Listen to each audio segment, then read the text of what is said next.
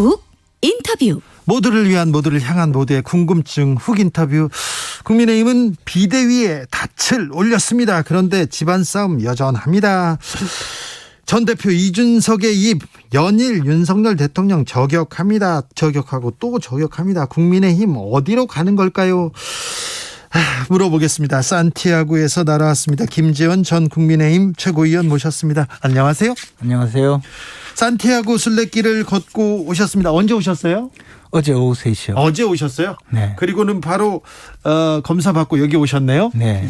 산티아고 이거 순례길 걸으면서 무슨 생각하셨습니까? 뭘 느끼셨어요?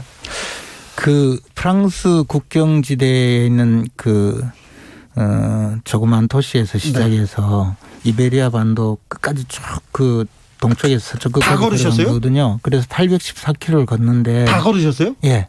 진짜요? 예. 며칠이나요? 32일.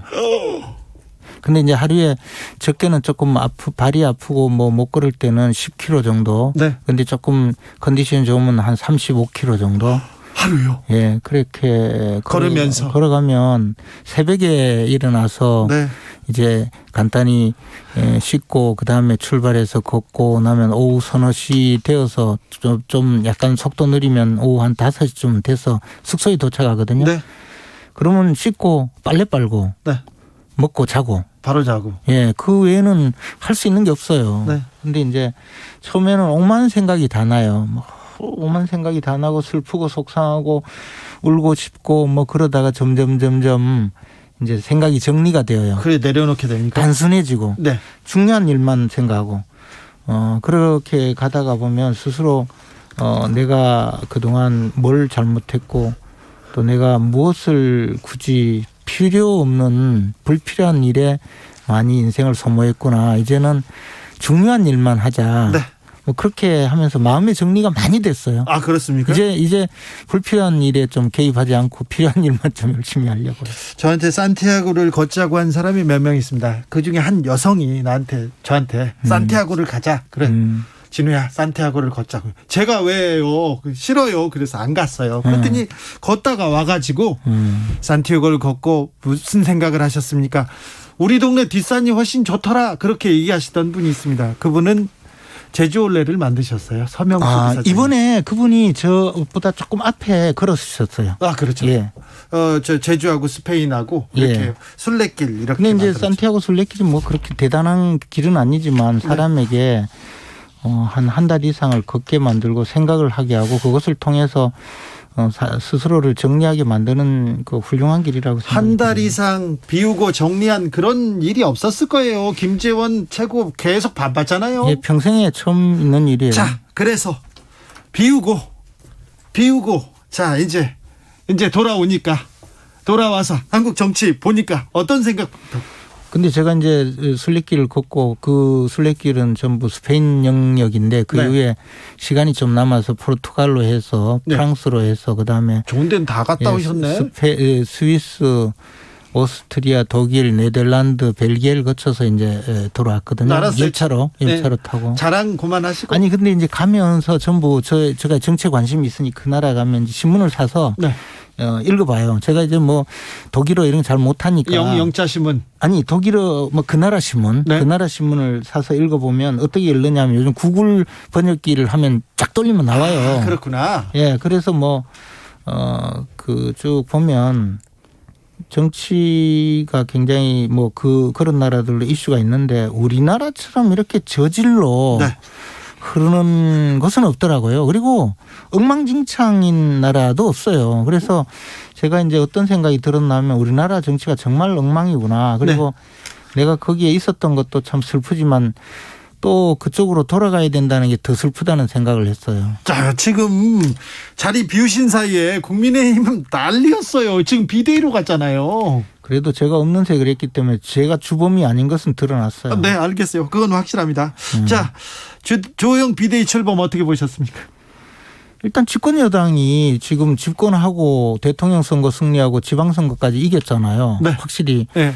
그리고 나서 비상 상황이 되어서 비상대책이라는 그런 어떤 비상대책을 해야 되는 위원회가 출범한 것 자체가 이 정상이 아닌 상황이 돼버렸죠. 네. 그러니까 이런 상황을 빨리 극복을 해야 되는데 과연 이 상황을 누가 극복하려고 하느냐 그리고 극복할 수 있는 여력이 되느냐에 대해서 좀 걱정스러운 마음입니다. 네, 대통령 100일 기자회견 하셨고요. 그 이후에 이렇게 몇 가지 좀 해결책이라고 내놓고 있는데 어찌 보십니까?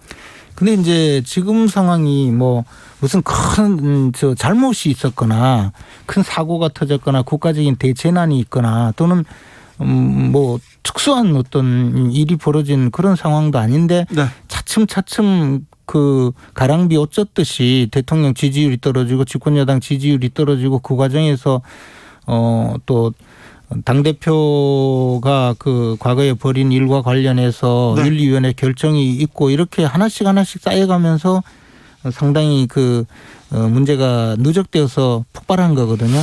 네, 큰 문제는 없었습니다. 그런데 전혀 어떠한 해결하는 능력이나 일을 하는 노력이나 그런 건 뭐 안 보여주고 있어요. 그것이 문제라는 거죠. 네. 큰 문제가 벌어졌으면 그 문제를 해결하면 되는데 네. 지금 무엇이 문제인지를 다 모르고 있는 것 아닌가. 예. 그렇기 때문에 해법이 잘 나오지 않는 것 같은데 어쨌든 여당 내 리더십이 빨리 복원이 되고 대통령께서도 지도력을 발휘할 수 있는 그런 여건을 만들어가는 것이 유일한 해법인데요. 아니 지금 지금까지 못 보여줬는데 그분들이 리더십을 갑자기 만들고 지도력을 갑자기 보여줄 수 있을까요? 그것은 뭐 그렇게 저는 그렇게 어려운 일은 아니라고 생각합니다. 그래서 네. 예, 그것은 이제 조금만 그 서로 그 지금 대의라고 할까요? 네. 이제 이 문제를 수습하고 나라를 정상 궤도에 올려놓아야 된다라는 그런 생각만 제대로 한다면 해법은 보이는데 지금은 두 가지가 문제인 게요. 모든 사람들이 자신의 이해관계에 너무 충실하고 두 번째 의사결정 과정을 감정에 치우쳐서 하고 있다. 예. 이 두 가지만 좀 벗어나서 우리가 뭐 과거에 경험도 있지만 옛날 이야기를 많이 하잖아요. 공자님 말씀에 뭐 견리사의라고 네. 이익을 보면 의를 먼저 생각해라. 그럼 우리 집권 여당이기 때문에 또 대통령을 비롯한 정부를 맡고 있는 분들도 지금 이 상황을 할 때 이 상황을 대처할 때 옳고 그름을 좀 판단하고 나라를 어떻게 그 바로 세울 건가를 생각한다면 해법이 나온다고 봐요. 최고위원님 뭐 좋은 말씀 하시는데 산티아고 걸으면서 좋은 말씀을 하시는데 한국에 안 계신 사이에 체리 따봉이라고 나왔어요. 내부 총질도 나오고요. 뭐 저도 체리 따봉 못 받아봤는데. 그래요? 그래서 이준석 대표가 지금 연일 대통령 이렇게 계속 이렇게 총질을 하고 있습니다. 어제는요 국민도 속고 나도 속았다 이렇게 얘기합니다. 그전에는 개고기 팔았다는 얘기도 했고요. 자, 이 문제부터 해결해야 되는 거 아닙니까? 이준석 대표는 뭐 여러 가지 그동안 제가 옆에서 굉장히 많이 봐왔잖아요. 대표 시절에 최고위원으로 같이 네. 계속 회의를 하셨죠? 그리고 뭐 여러 가지 많이 경험을 했는데 이준석 대표 이야기 저도 어제 뭐 나도 속고 국민도 속았다 해서 이건 무슨 소린가 했더니 그 내용이 대선 때 내가 조금 뭐 그런 일이 표현을 그런 일이라고 하더라고요. 그런 일이 좀 있었다고 하더라도 윤석열 대통령이 통 큰 사람으로 봤다. 네. 근데 통 큰 사람으로 봤는데 알고 보니까 뭐 나를 감정적으로 대해서 이렇게 뭐 윤리위 또는 뭐 대표직에서도 물러나게 하는 걸 보니까 통 큰 사람이 아니었다. 그래서 내가 속았다. 나도 속고 국민도 속았다. 그리고 뭐 또 더 나가서 모델하우스에 무슨 뭐 금으로 된 뭐 수도꼭지인 줄 알았는데 뭐 녹슨 수도꼭지를 시공했다. 뭐 이런 이야기인데 결국은 뭐냐면 통 큰 사람인 줄 알았는데 통 큰 사람이 아니다 이 말이잖아요. 네.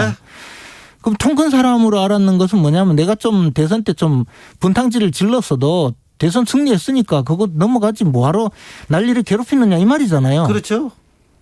그러면 그 문제를 가지고 나도 속고 국민도 속았다고 할 것이 아니고 그때 내가 한 일이 과연 정말 용서받을 수 있는 일인가 또는 지금 이런 일에 대해서 내가 한 것이 정당한 것인가에 대해서 먼저 이야기가 있어야 되고 그다음에 지금 현재 그 대표직에서 물러나게 된 여러 가지 경위에 대통령이 모두 개입한 것이라는 확증이나 근거를 두고 이야기를 해야 되는데 이 두 가지가 없어요. 네. 그러니까 그냥 왜 나를 이렇게 만들었냐. 통 큰 사람인 줄 알았는데 내가 속았다. 그거는 좀 논리의 비약이고 말하자면 소피스트와 같은 정도의 논법으로 끌고 간 것 아닌가. 그리고 네. 더 나가서 보면 자기 그 이준석 대표가 대선에서 문제를 일으킨 점은 스스로 인정을 하는 것 같더라고요. 네.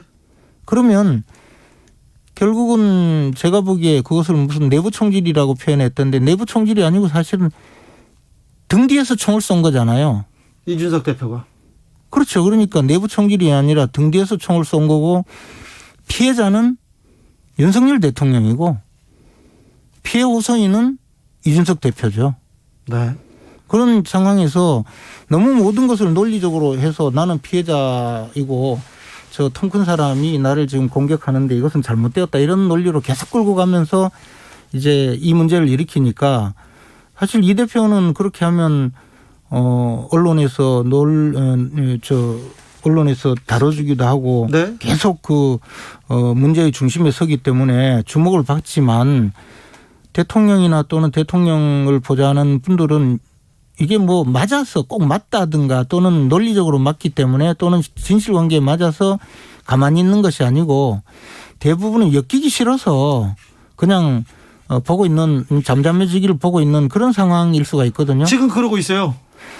그러니까 이 문제 해결이 안 되죠. 지금 누가 나서서도 해결을 못 한다는 거 아닙니까? 누가 나서서 이준석 전 대표를 만나지 않는데요. 녹음하면 어떻게 또 나 공격하면 어떻게 그 생각하고 있나 봐요. 그러니까 이제 뭐 최근에 보니까 장해찬 위원장도 나섰다가 또 공격을 당하고 이러던데 이게 이제 우리나라 정당 정치에서 진짜 보기 드문 희귀한 사례인 게요. 네.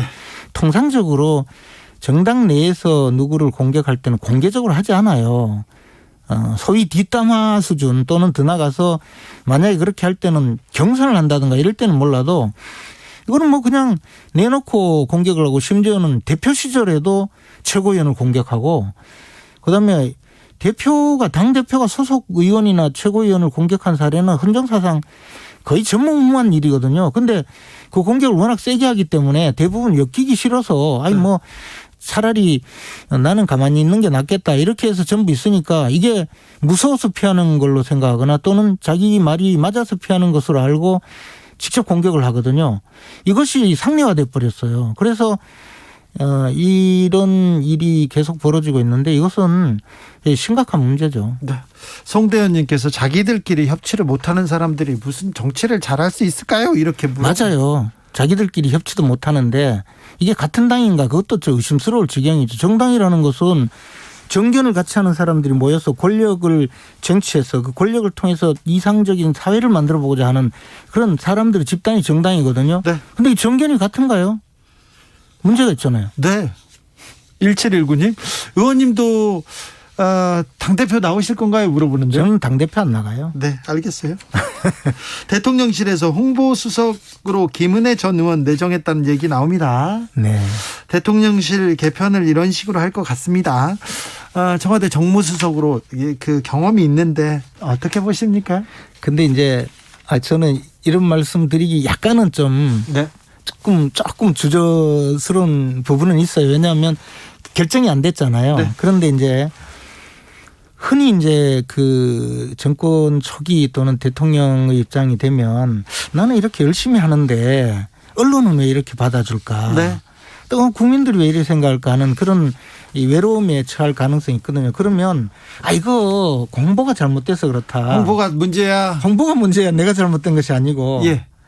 또는 참모들이 네. 스스로 자기들의 입장에서 우리 열심히 하고 있습니다. 100일 동안 이만큼 했습니다. 그런데 홍보가 조금 잘못되었습니다. 이렇게 보고를 할 가능성이 있다는 거죠. 네. 그러나 이제 지금 국민들이 이야기했을 때 인적 쇄신 또 이런 것은 사실 대통령께서 좀 뭔가 달라.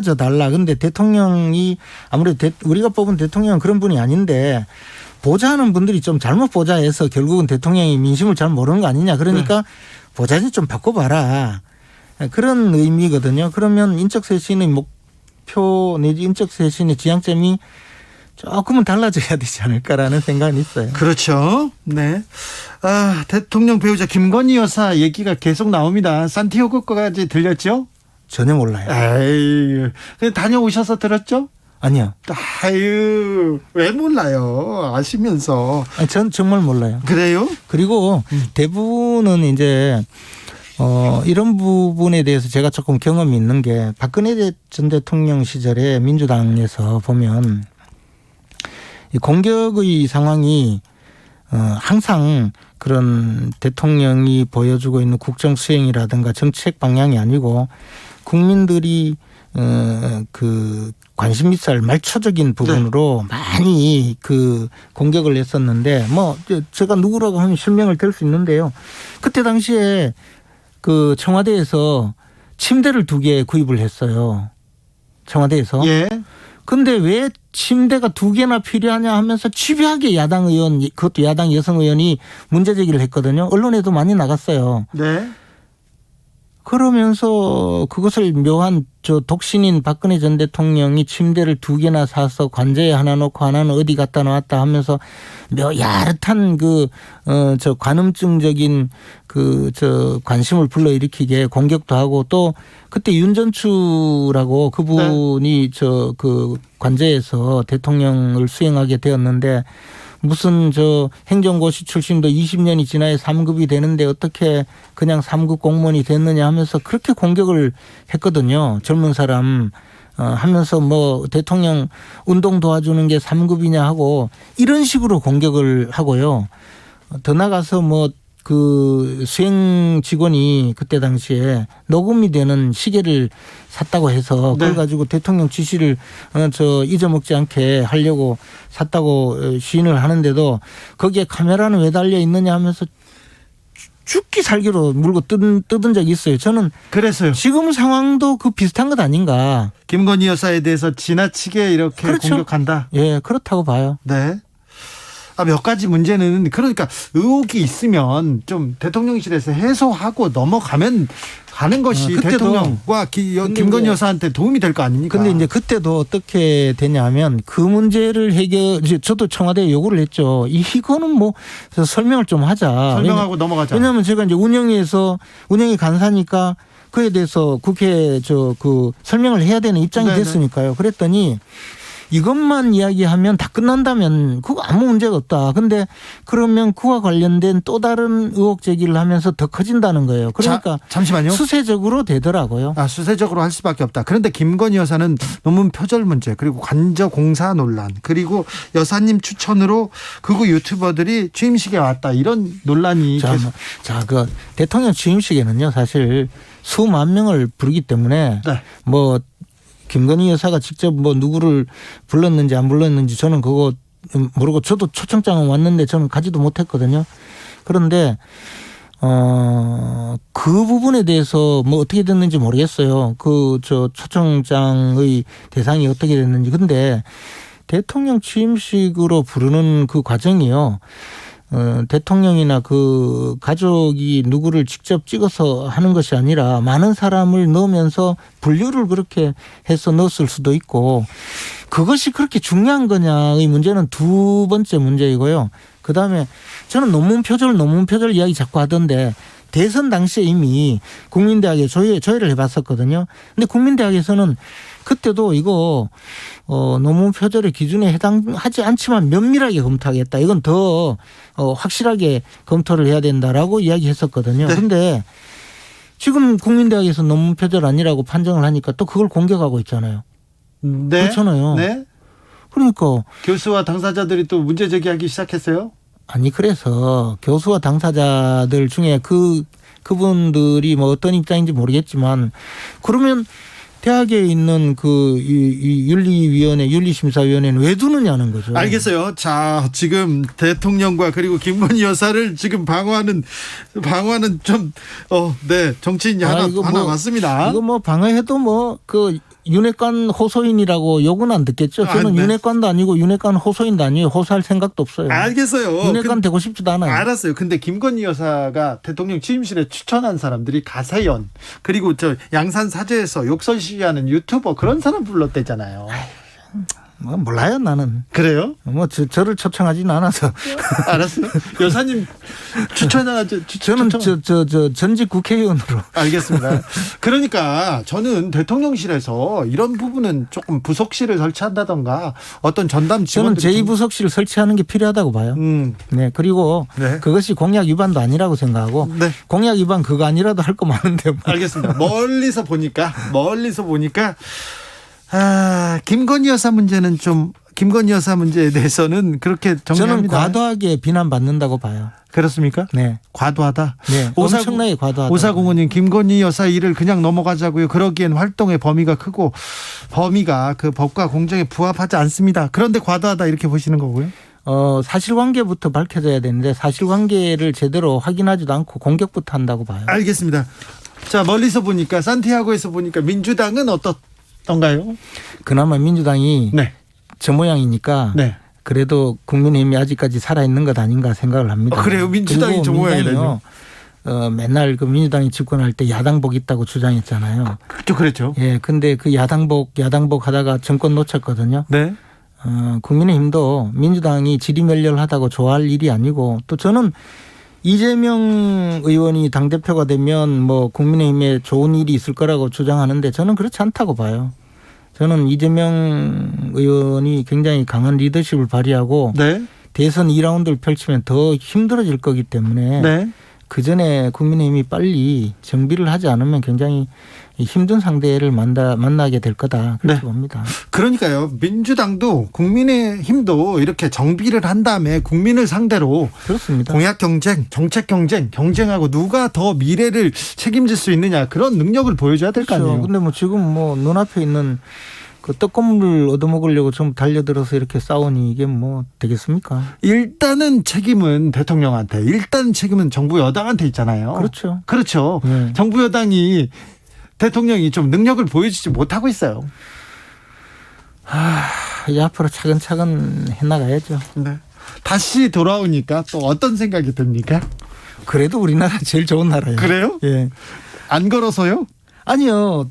우리나라가 굉장히 시스템이 안정되어 있고 모든 행정 서비스가 빠르고 특히 의료 문제 네. 이것은 정말 좋은 나라라고 생각을 했고요. 단 하나 우리가 마스크 끼고 다니는 거 이거에 대해서 이제 좀 한번 좀 돌이켜보고 코로나19를 과연 이렇게 방역을 해야 되는가에 대해서는 유럽의 여러 나라를 보면서 전 느낀 바가 많아요. 우리가 너무 쓸데없는 대응을 하고 있다고 많이 느끼고 있어요. 지금요? 그래요? 예. 지금 코로나가 전 세계에서 한국이 제일 많이 나오고 있습니다. 근데 저는 이제 그것이 이런저런 사유로 해서 검사를 많이 해서 많이 나오는 것도 사실이 아닐까라는 느낌을 갖고 있어요. 왜냐하면요. 제가 프랑스에 도착해서 스페인, 포르투갈 뭐 여러 나라 다니면서 어느 누가 저한테 마스크 쓰라고 이야기한 사람도 없고 코로나 백신 맞았느냐 물어본 사람도 없고 또 이제 아예 안 물어봅니까? 검사한 것도 없어요. 그리고 국경을 넘어가는데 뭐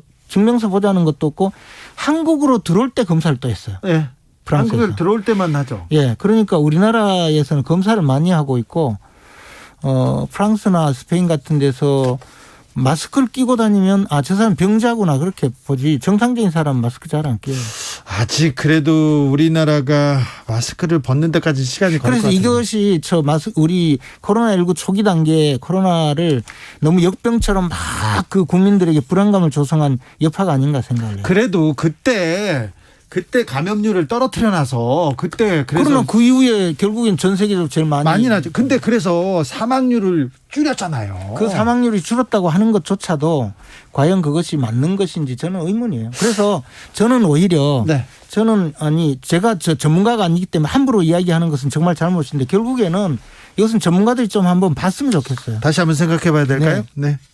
알겠습니다. 이제 산티아고 갔다가 한국 왔습니다. 그래서 거친 또 정치판으로 들어오셨습니다. 이제서야 대통령과 그리고 김건희 여사를 방어하는 사람이 하나 왔다 이런 얘기도 있어요? 저는 윤핵관이 아니에요. 아니에요? 윤핵관 호소인도 아니고 호소인도 아니고 희망자도 아니고 알겠습니다. 되고 싶지도 않고. 그래요? 네, 알겠습니다. 네, 그러면은 아무튼 이준석 전 대표 문제는 그리고 윤핵관 문제는 그리고 국민의힘 문제는 계속해서 물어볼 수 있겠네요. 네. 고맙습니다. 또 모시겠습니다. 김재원 전 국민의힘 최고위원이었습니다. 고맙습니다. 시차 적응 잘 하시고요. 네. 네. 김치찌개 잘 드세요.